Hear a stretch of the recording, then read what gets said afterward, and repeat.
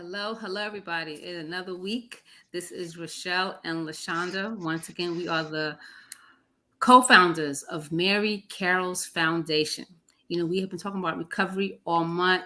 We've been having special guests on. We've been each sharing our own story one at a time. Well, today we have another special guest that I'm so happy to talk to. We have met him a couple of weeks ago. We loved his energy, we loved his communication back and forth. He's just an awesome guy. I'm gonna stop because I'll keep going. LaShonda, who do we have with us today?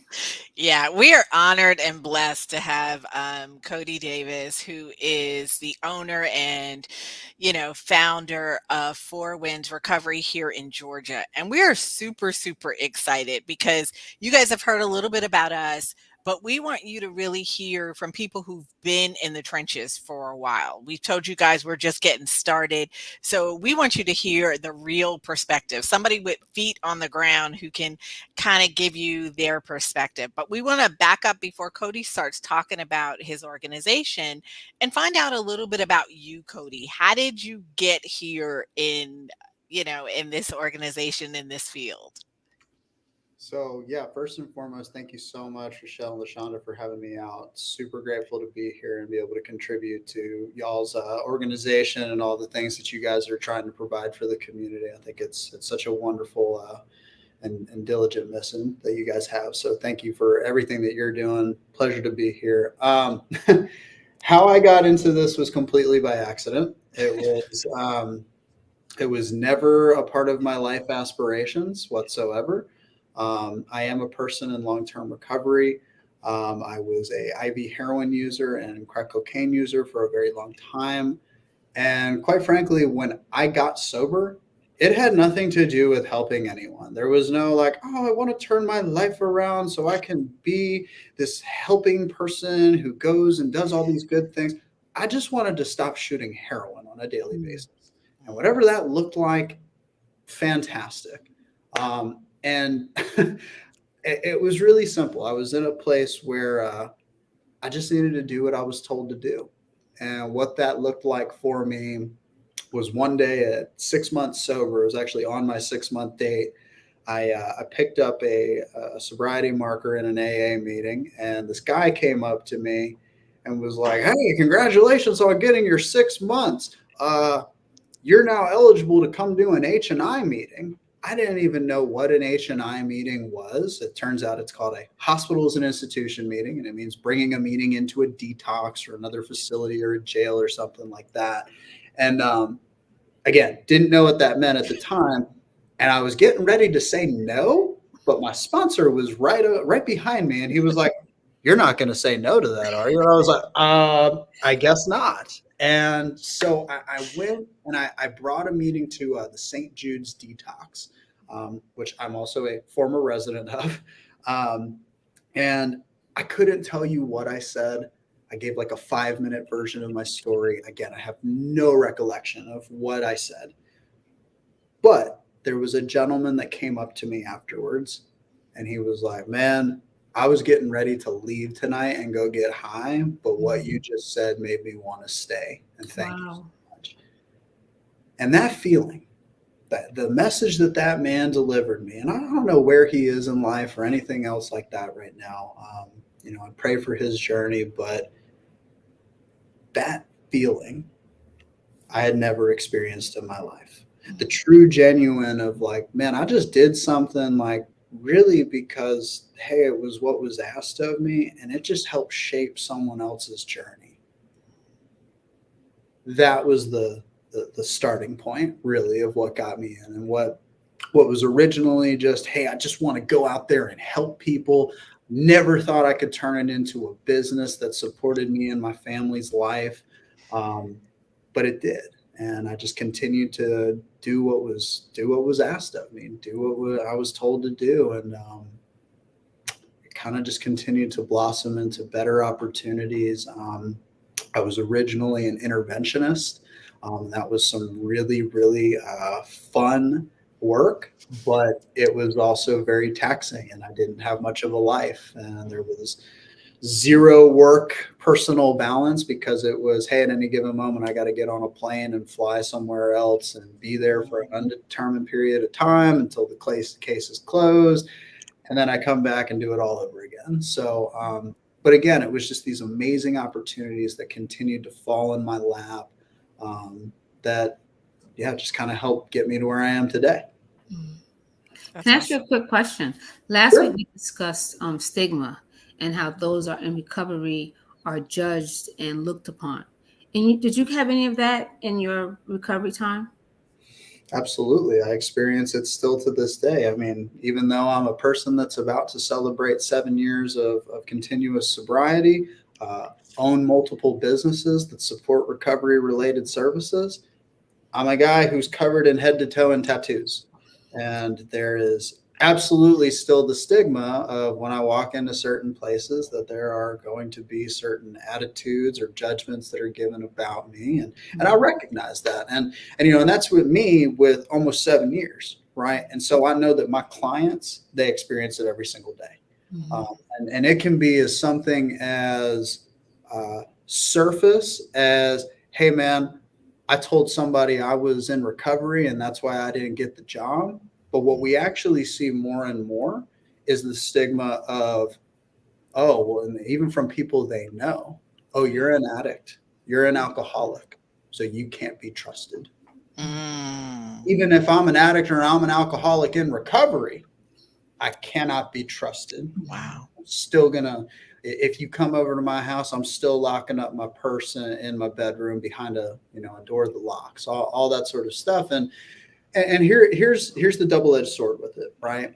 Which is, hey, that is kind of what your actions and behaviors have unfortunately led other people to have those guards. Mhm. Mhm.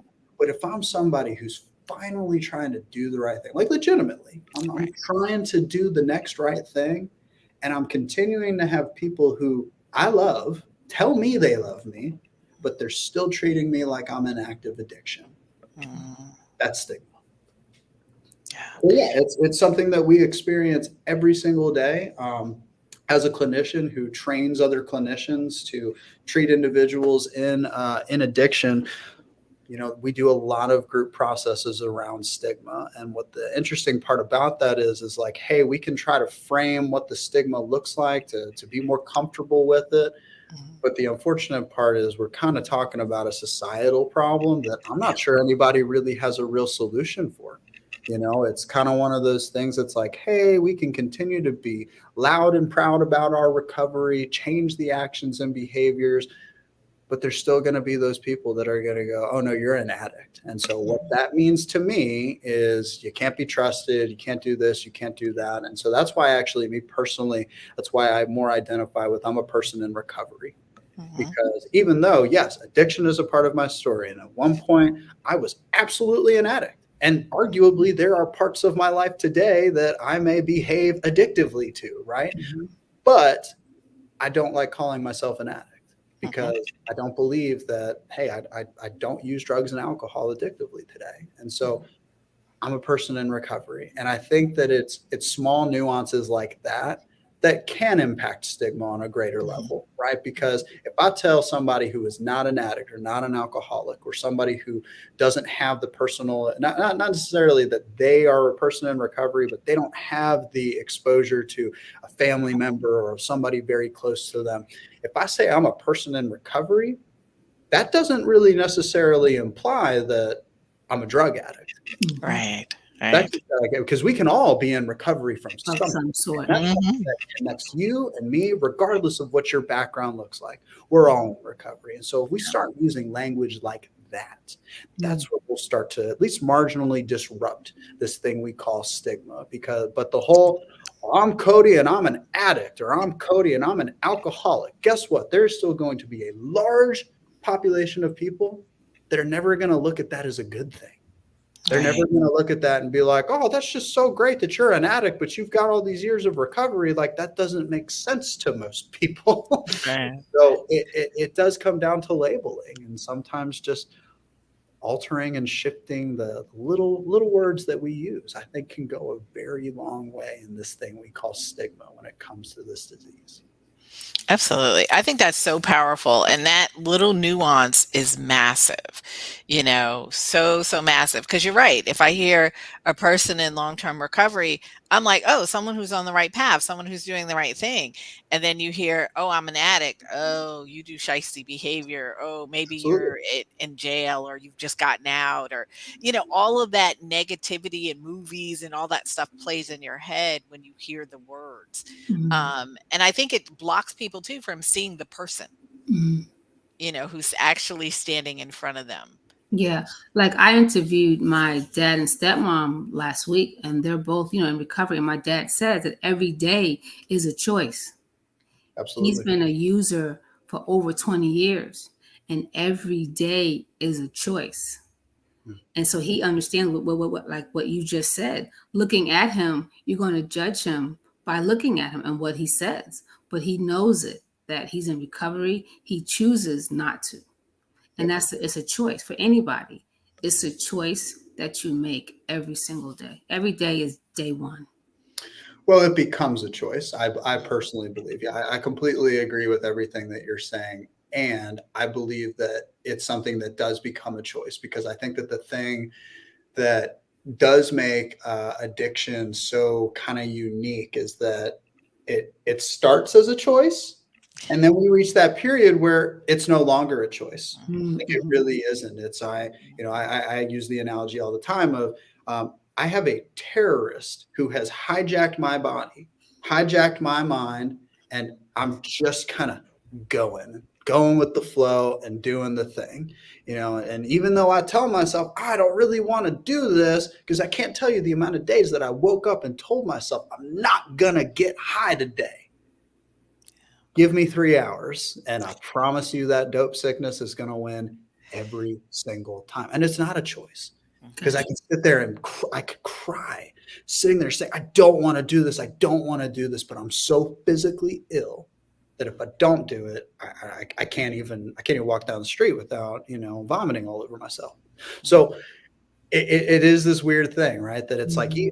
even in early recovery, because if we look at the brain based science that we've been able to prove, right, there's still going to be that period where the brain is going to have to be getting back online, and we're also not just hey, you're not just using, you have to get some treatment because that's why we look at people who hey they go to jail for a year plus, and because whatever camp they were in, whatever county jail they were in, they couldn't get high. They're just legitimately they couldn't do it. There was no drugs getting in, or they didn't have enough resources to get anything. And then why do they get high the day that they get out? Well, it's Mhm. because hey, I've been abstinent for a year. I've been doing it right, but my actions and behaviors never changed. I was still running game on the inside. I wasn't getting help. Wasn't talking about my feelings. I was just sticking in that reptilian survival mode of my brain, right? So if we look at the brain science behind it, right, there's still going to be that period of time that says, hey, I'm not using, but it's not necessarily a choice yet. Mhm. Beautiful. I'm making better choices, and hopefully the choices that I make will lead me to that point where what your father said, which is where I'm at. Yeah, absolutely. At any given time, I know I can get high. That's why when people say, "Oh, I just can't get high anymore," I'm like, BS. You forget how to go to the liquor store and buy a bottle. You didn't forget how to smoke rock. That just doesn't happen, right? Um, but it is a choice today. Like if I'm gonna pick up, it's an active choice today, just like it was when I initially started. But there were absolutely the years of my life, including early recovery, where no, it wasn't so much of a choice. Mhm. I still had this thing called addiction that lived inside of me, that it was still running the show. Mhm. And thank you, Cody, for giving us that distinction because Yeah. that's really, really super duper important. Because I've heard people so many times about willpower and keep trying, and they don't understand the brain chemistry. They don't Mhm. understand that this person is not in charge anymore. That Mhm. that addiction is in charge and running the show, just like you said. And that's really important for people to understand. There's a point where people really do need that help in order to redo their life and be themselves and a better version of themselves again, because they don't have that choice anymore. It's like this invisible line you kind of cross over, and it's like once you're there, that's it. You can't Mhm. make that conscious choice anymore because the Correct. brain chemistry and everything has changed. You're not the same.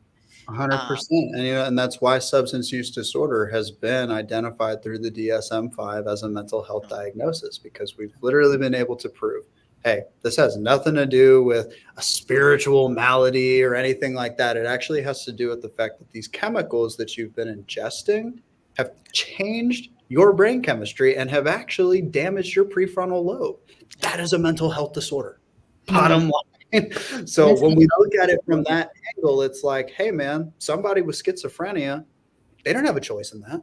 Right. They absolutely don't have a choice in that. And I know that some people, they want to get into that argument, but I'm just like, hey, man, I've looked at enough brain scans of people who have habitually used drugs, including my own, and I can fully recognize that, yeah, no, that is absolutely mental health.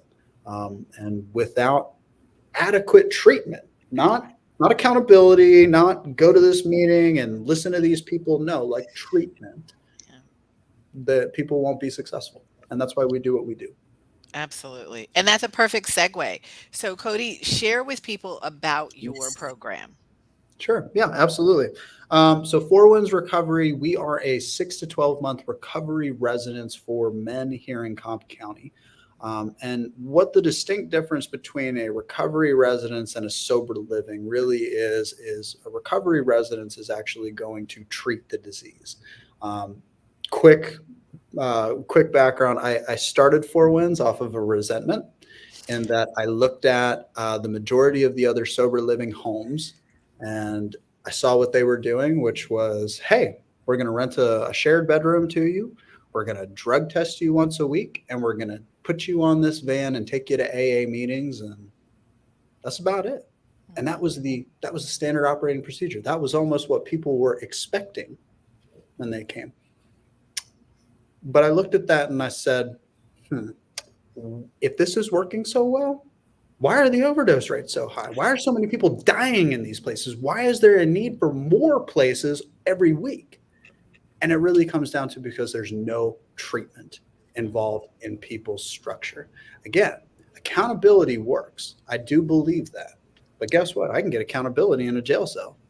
you know but I promise you that those CEOs and everybody else, they weren't doing therapy with me, they weren't guiding me to a better life, they were just checking on me and making sure, are you where you're supposed to be right now? For somebody with a severe substance use disorder, there's something to be said about that, that yes, accountability and consequences to that accountability, it's necessary, and we provide all of that. But the thing that separates us from almost every other program in the state of Georgia that doesn't cost an arm and a leg to get into is we provide a complete therapeutic element in-house. And so what each one of our participants gets is they will have an individual addiction counselor that they will meet with for an hour-long session once a week. They will then be in a minimum of 3 therapeutically driven groups per week that will all be tailored to that person's specific needs. So we really look at each person as an individual, and we don't just say, oh, well, because you came in, you have to do all of these things. Because, like, for example, we have we call it a foundations program, but it's kind of like a life skills program, right? We're doing things like budgeting, how to go get a bank account, all that stuff. And the truth is, there's a large population of our guys who they absolutely need that. But then we also, listen, we treat lawyers, we treat doctors, we treat high executive level people at times because of the services that we provide. That I'm like, hey, that guy, he doesn't need to be in that class. That is literally just him going there to check a box, right? So what we're going to do is we're going to put him in this group because that's actually a group that he might actually get something out of. And so we do a very wide range of different track groups. We have an anger management track.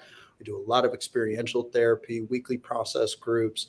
Um, do a lot of toxic masculinity and communication work because, well, I know very few men who come into recovery and they're like, man, I just know how to communicate really healthy with everyone in my life. um, so I would say if there's anything that everybody ends up going through, it's the toxic masculinity and communications class, but kind of just by default. um, but yeah, what we really try to do is we really want to bring the clinical element within the structured living. So we truly believe, and what we've been able to see over the years now is that that combination kind of the perfect formula. Oh. We do take an all paths of recovery approach because we are more clinically focused.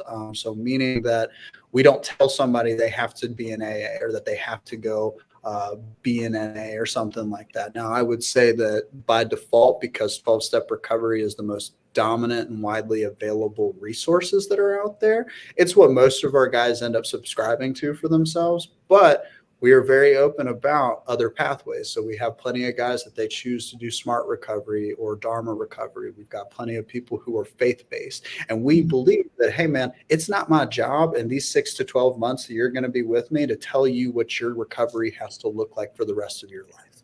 Okay, that's actually your responsibility. And what you're going to do while you're here is kind of experiment with all of these. And that's what I tell my guys, like, hey, man, how you found your drug of choice was by, hey, I tried this over there. I tried a little bit over there. And you know what? Separate, I didn't really like them that much. But if I bring them together, oh, man, I'm in the sweet spot, right? And so I tell my guys, I'm like, hey, you're in an experimental phase right now.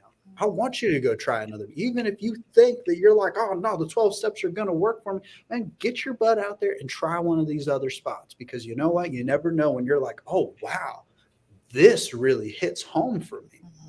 And that's what we try to help people develop is, hey, it's not about what it looks like while you're with us. It's about what's it going to look like once you leave us. And if you don't have the adequate coping skills necessary to deal with everyday life, which is what we provide clinically, and you don't have a real support system outside of these walls that you're going to engage with when you leave, you're not going to be successful, right? So we really try to make sure that each person gets those things while they are with us. So I think that that's a general overview of us. And I think what I really loved about your program, Cody, was the fact that it was what I consider an inclusive program, in the sense that no matter who you are, if you're a man who really is seeking recovery, it's a great spot for you, and you don't have to be like someone else in your recovery journey, because it is different for everyone. And you allow people that freedom, and I think that independence gives you that sense of responsibility and ownership in your recovery that they can take from your program and continue living from, which is really, really important. That ownership of, this is something I'm doing and something I want. Absolutely. I think I like it too because you're bringing men are coming together to say, I need help. And how often is it so hard for men to do that? But to walk through your doors to say, you know what, I need help. Can you help me? That's the first step right there. So I think that in itself is huge that you guys are all doing together.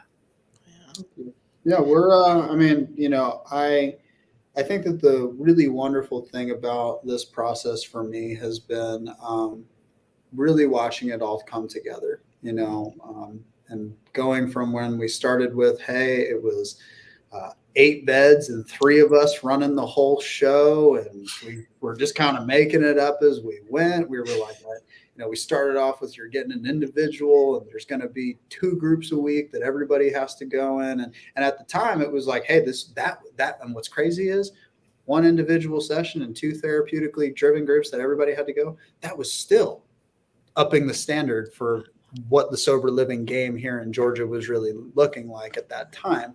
And so for us to go from that and be like, man, we really think that this is going to make such a valuable impact in so many people's recovery, to then watch how it's shaped over the years and how much more full our program is today and the amount of services that we can afford to give our clients. Because, you know, out of our 40 beds, I have 12 staff members, largest staff in, you know, in the recovery residence industry right now.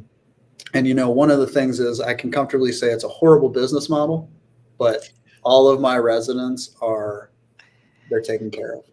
And I know that out of 40 people, which is a lot of people, we know where everybody is. We know exactly what they're doing. And we also know the status of their recovery. Not even just, oh, hey, do we know if they're here or not? It's, hey, I know what type of day that person's having every single day, because we have the amount of staff, the amount of hands and eyes around everybody, and we're in constant communication. I mean, as soon as I turn my do not disturb off, I promise you I'm going to have about 30 messages, see about a gazillion things up in the group chat. And you know what? It's overwhelming at times, but the reality is that's what I consider effective treatment. Because if you are going to trust us with your life and your recovery, it's absolutely my responsibility to ensure that you're getting the care you need. And that's a beautiful thing. And I want people to notice that on the screen is the website for Four Winds Recovery. So if you have a male who really is saying, okay, I really need to recover, I really need to change my life, I want you to go to the website. I want you to check out Cody's program and see if it's a good fit and see if there's openings for you. But have that conversation. Don't Mhm. wait. Don't, well, I don't know. Go have the conversation. Start the process. Like Rochelle said, start the door saying, I need help, and start seeking that. And one of the things that I can comfortably tell anybody who is listening, regardless of even if it is, hey, I don't even know if my loved one would be ready for something like this. What my admissions team has been very thoroughly trained in is, hey, it doesn't matter if the person is qualified for our program or not. We will help that individual get into a place that they need to be. That's I'm a beautiful. part of. I'm one of the board members for the Georgia Association of Recovery Residents. I also sit on a couple of other ethical committees that kind of govern a lot of the state treatment stuff, and so we know every treatment center that's out there. We know what the criteria is, and we pride ourselves in that. Hey, even if you can't get into Four Winds, we will help you get to where you need to go because we have all of the resources. And if you tell us your situation, I promise you that we're going to know what's going to work for you. Perfect. So, Cody, we want to say thank you so much for taking your time out today and sharing your story and sharing about your amazing, wonderful program that gets phenomenal results. Thank you so much. Thank you so much for having me out here. Really, really wonderful time.